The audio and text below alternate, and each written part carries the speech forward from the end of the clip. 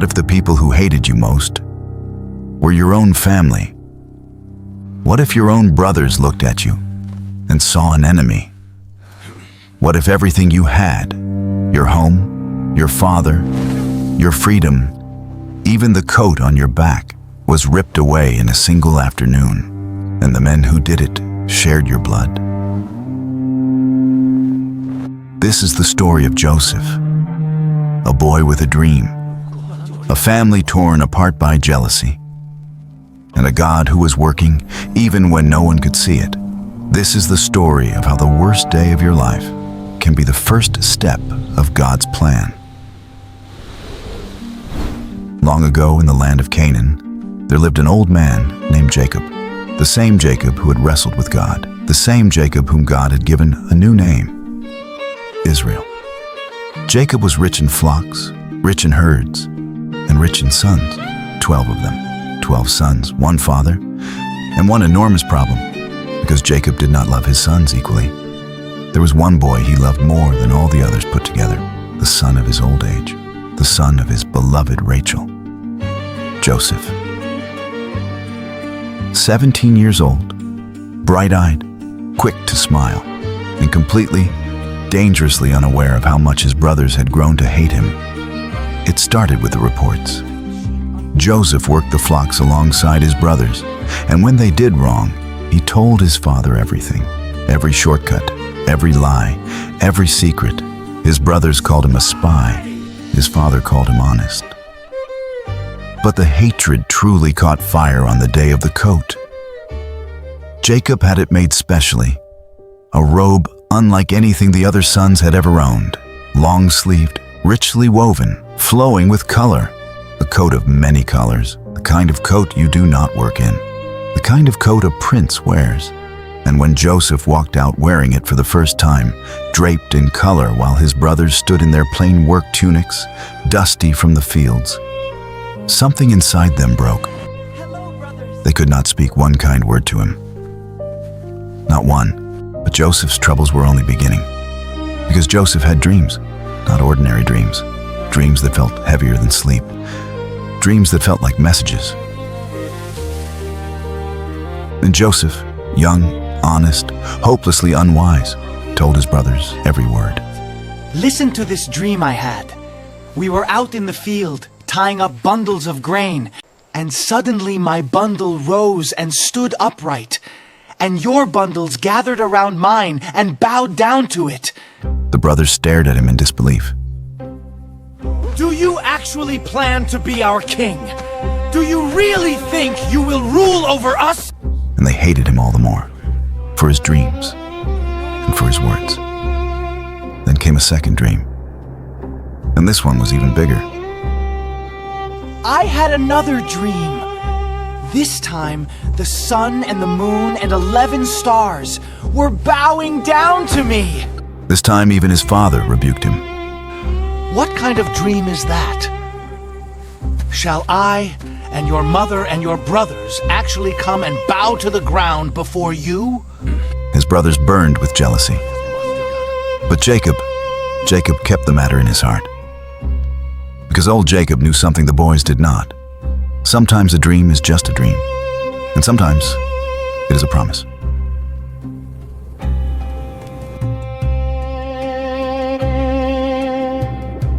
Sometime later, the brothers took the flocks far north to graze near Shechem. Days passed. No word came. So Jacob called for Joseph. Go! Your brothers are grazing the flocks near Shechem.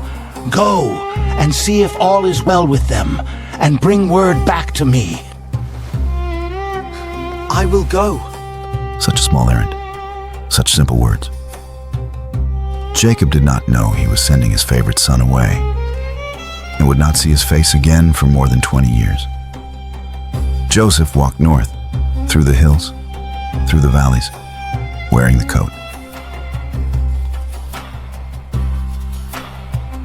He searched Shechem and found nothing, until a stranger told him the brothers had moved on to a place called Dothan.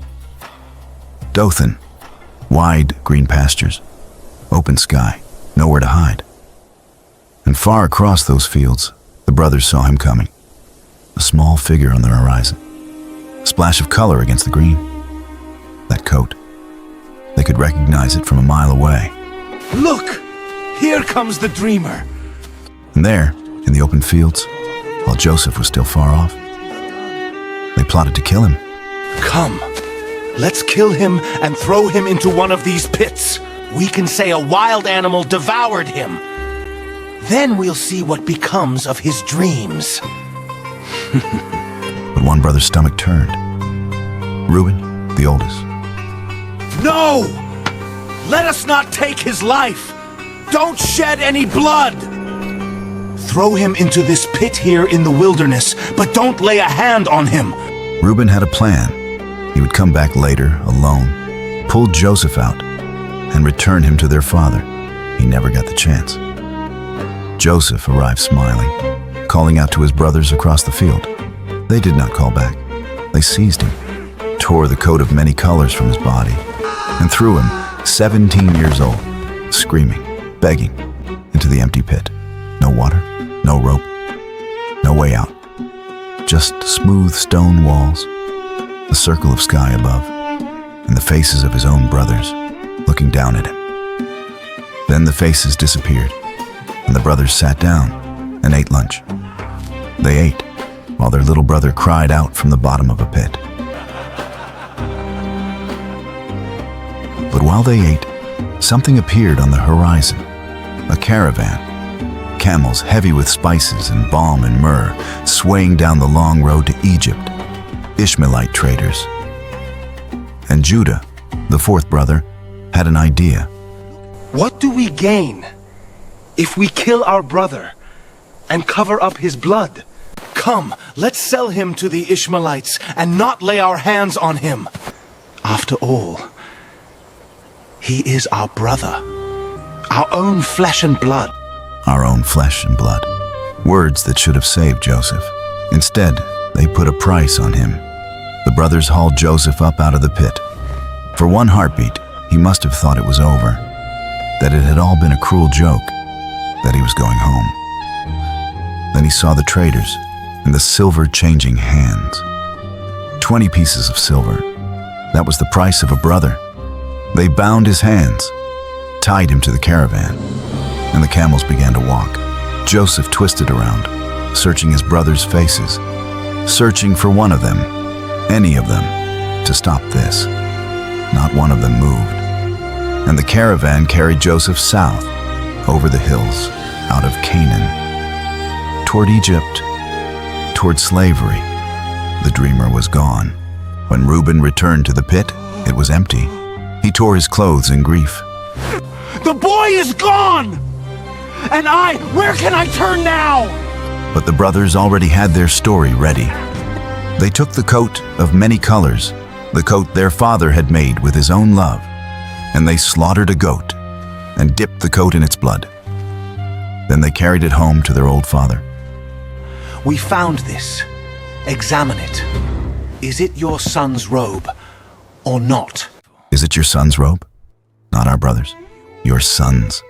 Jacob took the coat in his trembling hands. The colors he had chosen, the sleeves he had measured, soaked through with blood. It is my son's robe. A wild animal has devoured him. Joseph has surely been torn to pieces. And the old man tore his clothes and put on sackcloth and mourned his son. For days, that turned to weeks, that turned to years. All his sons and daughters came to comfort him. The very sons who had done this, standing at his side, patting his shoulder, watching him weep over a lie they had built. But Jacob refused to be comforted. No, I will go down to the grave mourning my son. And in all that time, not one brother told the truth. But Joseph was not dead. Far away down in Egypt, the land of pyramids and palaces, idols and emperors, Joseph stood on an auction block and was sold. His buyer was no ordinary man. Potiphar, captain of Pharaoh's guard, one of the most powerful officials in Egypt. And here is where the story turns. Because Joseph had lost his coat, his family, his home, his freedom. But there was one thing the brothers could not strip off him: One thing the traders could not sell: the Lord was with Joseph. Scripture says it plainly. The Lord was with him and gave him success in everything he did. Joseph worked, not bitterly, not halfway. He served in Potiphar's house as if he were serving God himself. And Potiphar noticed everything this Hebrew slave touched flourished.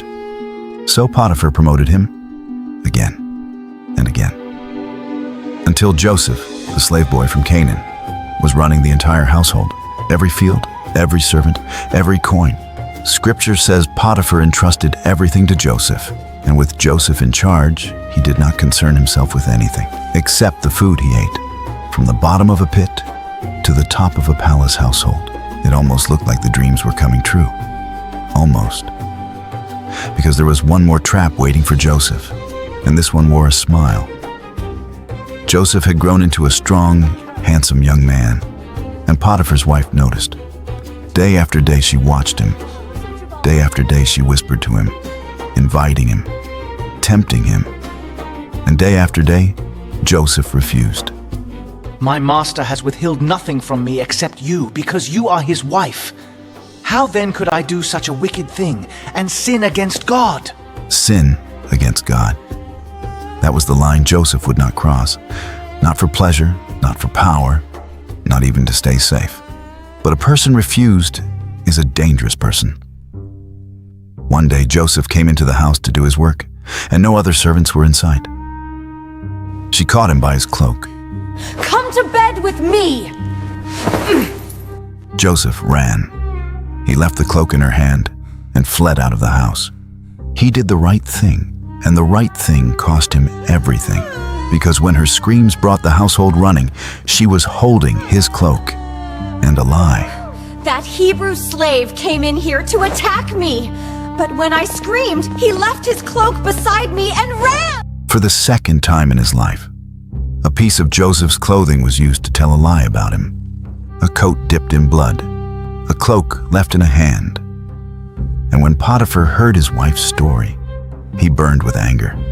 There was no trial, Please hear no me defense, no one to speak for a foreign slave. The guards seized Joseph and threw him into prison. The king's prison, a fortress of stone and iron and darkness. Innocent, faithful, forgotten. The pit had walls of stone. The prison had walls of stone. It was as if Joseph's life kept circling back to the same dark place. But listen, even there, even in prison, Scripture says it again, the Lord was with Joseph. He showed him kindness and granted him favor in the eyes of the prison warden. And before long, the warden put Joseph in charge of all the prisoners. Everything done in that prison was done under Joseph's hand. Do you see the pattern? The pit could not hold him down. Slavery could not hold him down. Prison could not hold him down, because you can chain a man's hands, but you cannot chain God's plan.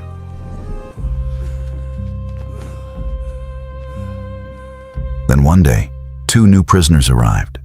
Important men from the palace itself. Pharaoh's chief cupbearer, the man who tasted the king's wine, and Pharaoh's chief baker, the man who prepared the king's bread. Both had offended the king. Both were thrown into Joseph's prison. And one night, both of them dreamed. In the morning, Joseph found them troubled, their faces dark. Why do you look so sad today? We both had dreams. But there is no one to interpret them. And Joseph, the dreamer whose own dreams had cost him everything, answered, Do not interpretations belong to God? Tell me your dreams. The cupbearer went first. In my dream, I saw a vine with 3 branches. It budded, it blossomed, and its clusters ripened into grapes. Pharaoh's cup was in my hand. I took the grapes, squeezed them into the cup, and placed the cup in Pharaoh's hand. And God gave Joseph the meaning. The 3 branches are 3 days. Within 3 days, Pharaoh will lift up your head and restore you to your position. You will place Pharaoh's cup in his hand, just as you did before. Then Joseph leaned in, and for the first time in years, he asked for something. But when all goes well with you, remember me. Show me kindness. Mention me to Pharaoh, and get me out of this prison. For I was stolen away from the land of the Hebrews. And even here I have done nothing to deserve this dungeon. Remember me? 2 small words from the bottom of the world. The baker, hearing the good interpretation, eagerly told his dream too. 3 baskets of bread on his head, and birds eating from the top basket. But Joseph did not soften the truth. The 3 baskets are 3 days. Within 3 days, Pharaoh will lift off your head, and the birds will eat your flesh. 3 days later, it was Pharaoh's birthday, a feast for all his officials. And it happened exactly as Joseph had said. Word for word, the cupbearer was restored, the king's cup back in his hand. The baker was executed, every detail, exactly as God had shown Joseph. And now, surely, the cupbearer would speak. Surely Pharaoh would hear about the innocent Hebrew in his dungeon. Surely the prison doors were about to open. But the chief cupbearer did not remember Joseph. He forgot him. The feast ended, the palace lights went out, and down in the dark, behind walls of stone, Joseph waited. 1 year passed, then another, 2 full years. Forgotten. 17 years old when his brothers threw him into a pit, sold like an animal, slandered by a lie, locked away for a crime he never committed, and now forgotten by the one man who could have set him free. The dreams of bowing sheaves and bowing stars must have felt like a lifetime ago, like someone else's life. It looked like the end. But God was not finished, because far above that prison, in the grandest bedroom in all of Egypt, Pharaoh himself was about to have a dream no magician could explain, a dream that would terrify the most powerful man on earth. And there was only one person in the entire kingdom who could interpret it. A forgotten prisoner at the bottom of the world. What happens when the dreamer stands before the throne of Egypt? What becomes of the brothers who sold him? And what do you say to the family that destroyed your life? That story is next. Subscribe to not miss out on Joseph's story, Part 2.